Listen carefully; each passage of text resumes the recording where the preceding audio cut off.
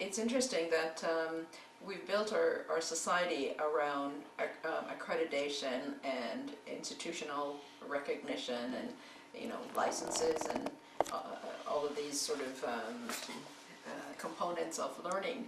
But what the internet has done, especially places like YouTube and Coursera, and you mentioned a few, is that it's actually giving people the access to just-in-time information that they may need to function on a daily level. Right, yeah. There are several things going on there. There's just-in-time learning. I need to know how to do it today. I wasn't thinking about it yesterday. Can I figure out how to do it? There's also the half-life of the skills you learn. I mean, when I was doing my graduate work, I learned Fortran. It's useless now. I learned it too, by the way.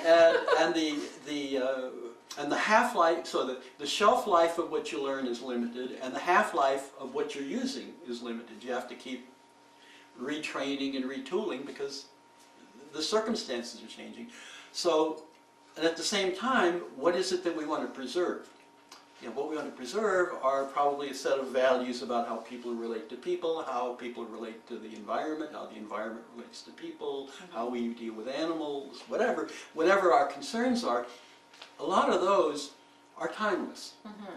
But we've got a new context in which we have to deal with those.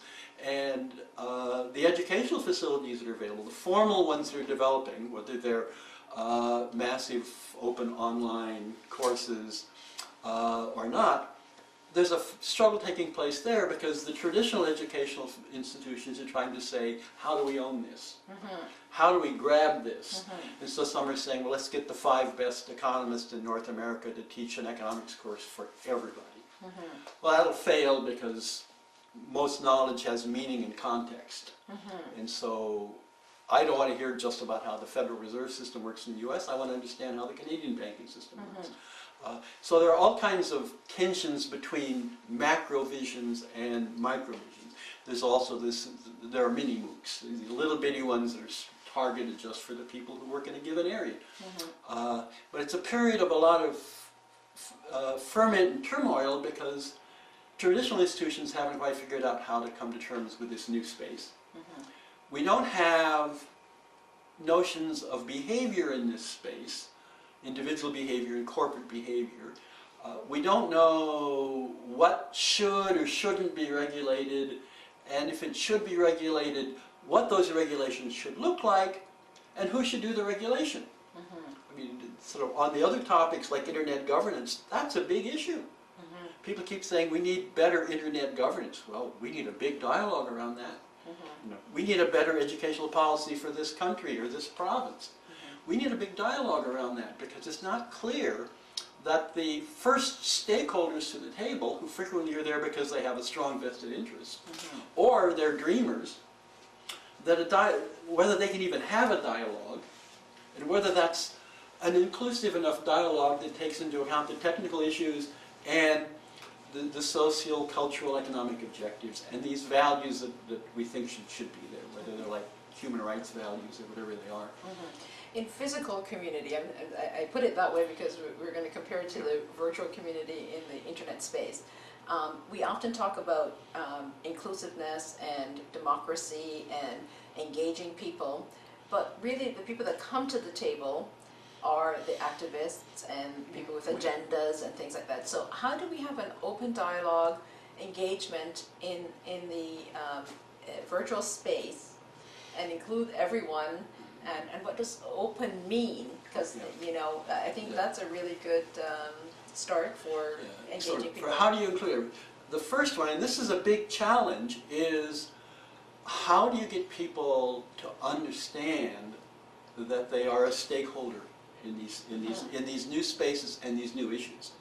If you try to, if somebody tries to put a parking lot next to your house, or a factory down the street, or does something to your water supply one way or the other, or how garbage is handled, people speak up because they see it and it's there.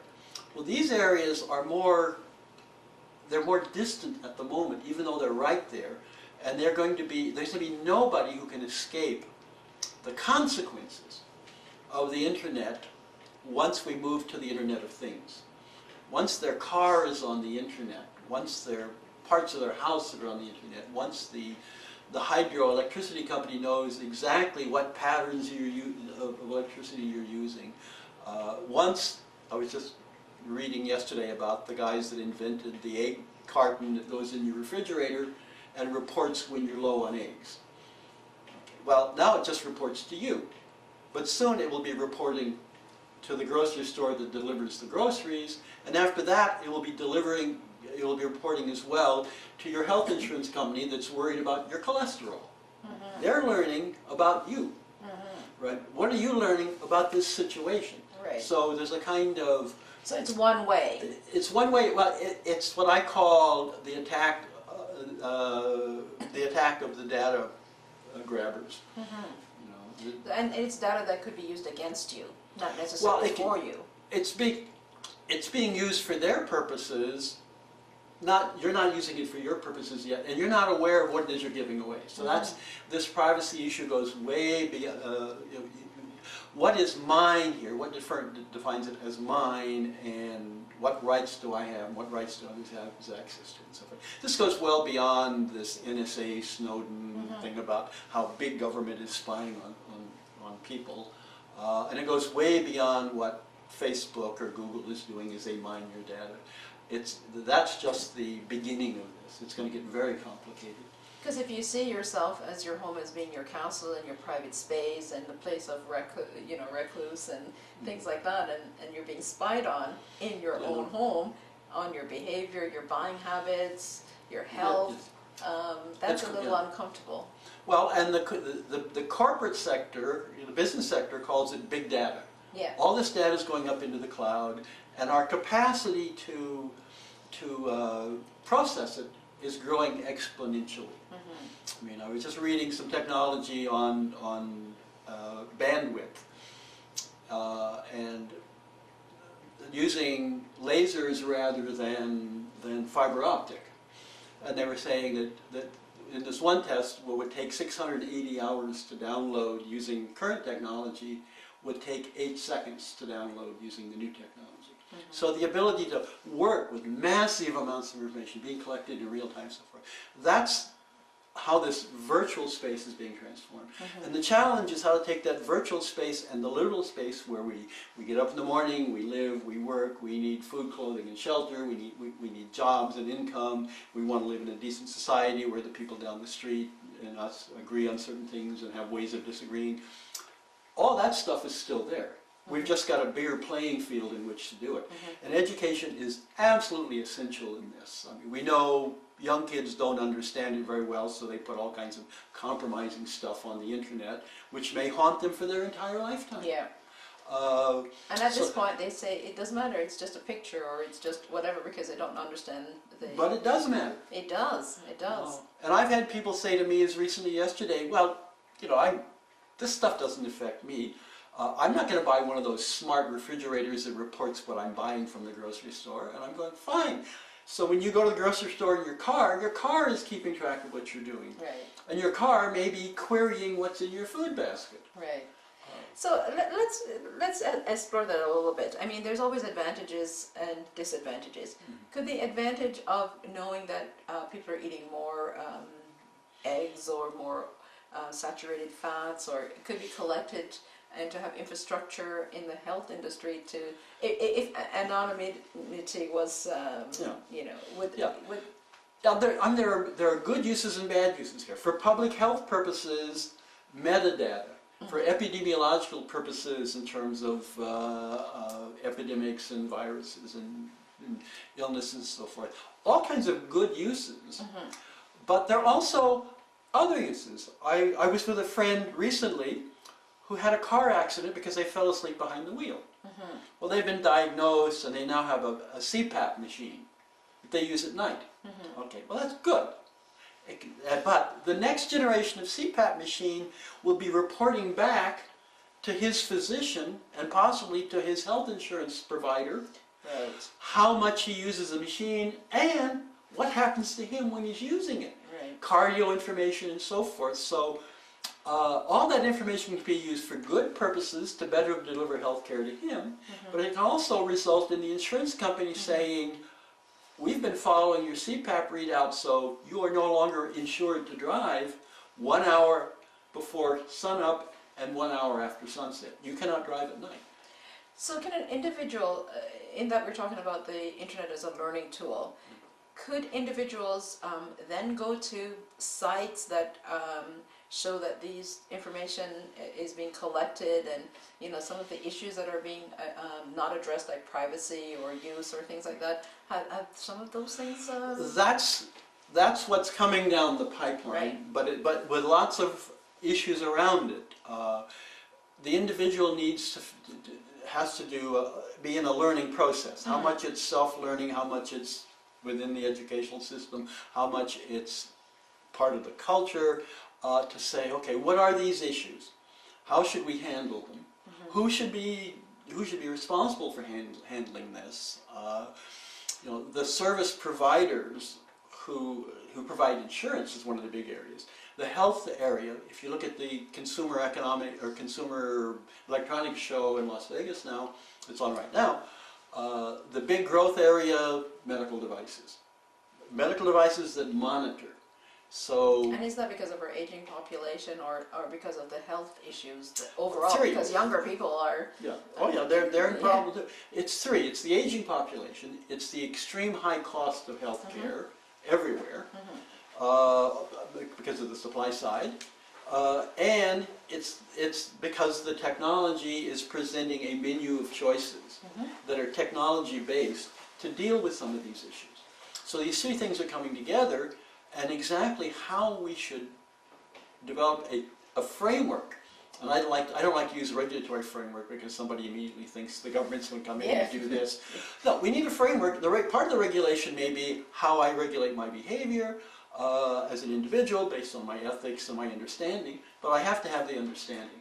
And so it's an ongoing, continuous learning process that's going to use this electronic space for part of the learning, but as people learn, they will also, it's a space where they can mobilize as a community of interest or a community of practice and take positions, get the results of big dialogues, not just a dialogue where a few stakeholders are brought into a consultative process and you go, well, we've got one elderly, we've got one woman, we've got one kid, we've got one handicapped, we've got one native, we had all the bases covered, what do you think? Right. And you've really got 5 people who may or may not be representative and probably aren't accountable to the groups they're supposed to represent. Right. So the benefit of this is that those other dialogues are possible because the groups can come together first virtually and then literally if necessary, or both.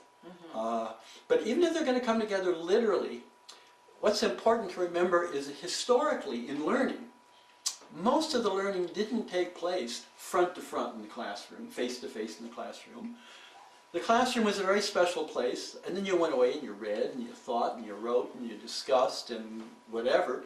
So that in the classroom experience was always only a little piece of the whole thing, especially since we got the printed word and people were allowed to have books. So even now, this electronic space will complement that other one, and good educational processes will figure out how to get the two to work together. I mean, if you're doing distance education from Australia, in this part of Ontario, from an Australian university in nursing, if there are 5 of you in the community, why don't you meet once in a while? You're all taking the course. You're just not physically in a classroom. So that combination of how you blend the literal and the virtual, which is what's going to happen with all of global society. And as we begin to put more and more internet-connected devices in objects, and we're putting them in animals and so forth, they become part of that, what's referred to as the internet ecosystem, the education, the social processes, the doing, the questioning, the lobbying, your notion as a citizen, your notion as a person, all of that in this bigger space. I think we've gotten beyond the point where people are saying, Well, there's reality, and then there's that thing over there called the internet. Now they're understanding, no, They're there's integrated. this big thing, and we're in the middle of it. Right. Well, interesting for the future, that's for sure. One of the things that I'm taking several online courses, and I really, really enjoy the discussion forums. And I think you've touched on something where, yes, you can have all of these conversations, you can have these discussion forums, but it's the getting together, the coming together that we still need to have happen. But when you're taking a course where, for example, I took a course that there was 128,000 people that signed up for this course. Yeah. The dialogues are fantastic. And they're real time, and you get a sense of this cosmopolitan, other people that you think so differently from you, they're actually thinking the same as you, or they have the same, we're all very much more alike than we are different. But do you think that the internet will pose this whole issue of removing us from feelings and emotions and honesty, maybe, because we're in such a political correctness mode? Do you think the internet will play a role in honesty? It will play a role, and it'll play a mixed role at the beginning, but it will continue to play a mixed role. If you go out there, I personally in the last year had to deal with some sociopaths.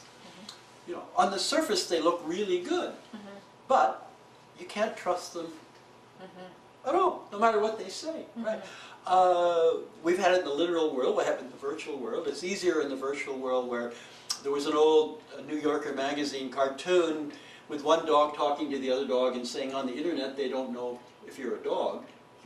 And my version of the new version of that cartoon is the one dog saying to the other one, they know my DNA, they know my gender, they know I've been neutered, they know what I eat, they know where I go to the bathroom, and they know where we are right now. That's the change. Okay, so it's dealing with that, and in the educational process, well, an example is if you've got a course, a MOOC, and you've got the discussion forums. The discussion forums are phenomenally successful in those settings. And in other settings, they are completely dead. You go look at LinkedIn forums, you go to Google forums, and you look at the whole bunch of them, probably median participation is 2 people. You'll have some that are phenomenally successful. So what's needed there, and we knew this before, and we knew this in political processes, if you want a group of people talking to each other, they have to perceive themselves as a community of interest, a community of concern, a community of practice, then you'll get it. I mean, I run forums, I've handed a couple of them off now, where there are 1,500 people discussing travel medicine or global health. Okay, and they're a handful of postings every week. They're informational. They're dialogues. They're sharing. A lot of people are just lurkers, and they're lurking because they just want to know what's going on. Not because they're curious, but because it's important for what they do. And on occasion, somebody will come on and say, I've got this problem. I've got in the health one. This person is very sick and I don't know what to do. And we've even had the Reader's Digest write articles about how we saved somebody's life. Because somebody in China is really sick. A public health doctor in Los Angeles is the only guy who knows what the treatment is. But once he says it, everybody else says, oh yeah, I knew about that, I knew about that. So it's like an electronic, in the medical community, like electronic corridor discussions between doctors, but the flag goes up and points to the question, and somebody else points to the answer. This is that across time and space thing that the internet allows us to do. And when they were first setting up, when they were doing it, when the military was funding it, they were more concerned with how do we know what's going on in the field, and how do we get the information, and how do we tell them what to do based on the information we've got.